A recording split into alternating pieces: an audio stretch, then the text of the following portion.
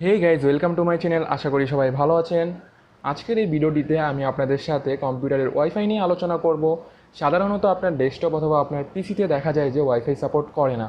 তো আপনার পিসিতে যদি আপনি ওয়াইফাই ইউজ করতে চান তাহলে আপনাকে মার্কেট থেকে একটা ওয়াইফাই পোর্ট কিনে নিয়ে আসতে হয়। তো আমি আপনাদের সাথে আজকের এই ভিডিওটিতে এমন একটি ট্রিক শেয়ার করব যে ট্রিকটি আপনি ইউজ করলে আপনার আর মার্কেট থেকে সেই পোর্টটা কিনা লাগবে না। আপনার হাতে যে অ্যান্ড্রয়েড ফোনটি আছে সেই ফোনটির মাধ্যমে আপনি আপনার কম্পিউটারে ওয়াইফাই ইউজ করতে পারবেন। তাহলে কীভাবে কী করতে হবে সেটা দেখার জন্য আমরা ডাইরেক্ট চলে যাবো এখন মোবাইল স্ক্রিনে।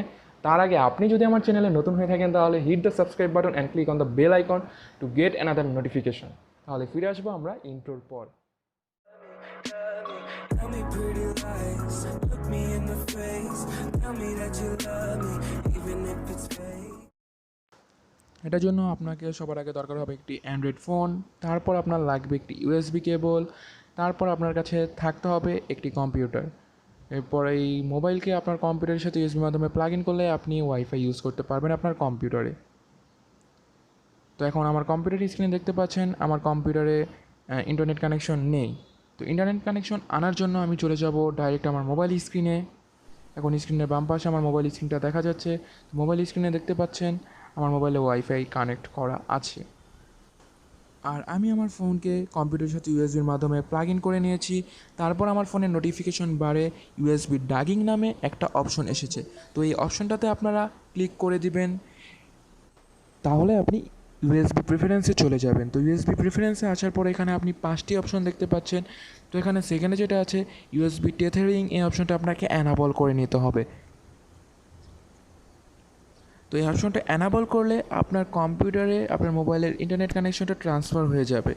তো এখন দেখতেই পাচ্ছেন আমার কম্পিউটারে সেই ক্রস আইকনটা চলে গিয়েছে, তার মানে আমার কম্পিউটারে এখন ইন্টারনেট কানেকশন আছে। এখন আপনার মনে একটি প্রশ্ন থাকতে পারে, এই প্রসেসটি আমি ইউজ করলে আমার কম্পিউটারে নেট কানেকশন কিছুটা স্লো হতে পারে কি না? না, স্লো হবে না। আপনি ডাইরেক্ট আপনার মোবাইলে ওয়াইফাই ইউজ করলে যেই স্পিডটা পান এখানেও ঠিক সেই স্পিডটাই পাবেন। তো আমি আপনাদের সন্দেহ দূর করার জন্য একটু ব্রাউজিং করে দেখিয়ে দিচ্ছি। এখান থেকে আমি ইউটিউবটা ওপেন করে নিলাম। তো দেখতেই পারলেন খুব একটা টাইম লাগেনি, খুব দ্রুত ইউটিউব পেজটা এসে পড়েছে। এখন আমি একটা ভিডিও প্লে করছি। তো ভিডিওটা লোড হতেও খুব একটা টাইম লাগেনি, খুব দ্রুত এসে পড়লো। এখন একটু স্কিপ করে দিই।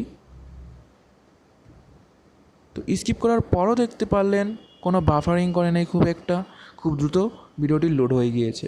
তার মানে আপনি এখানে খুব ভালো নেট কানেকশন পাবেন।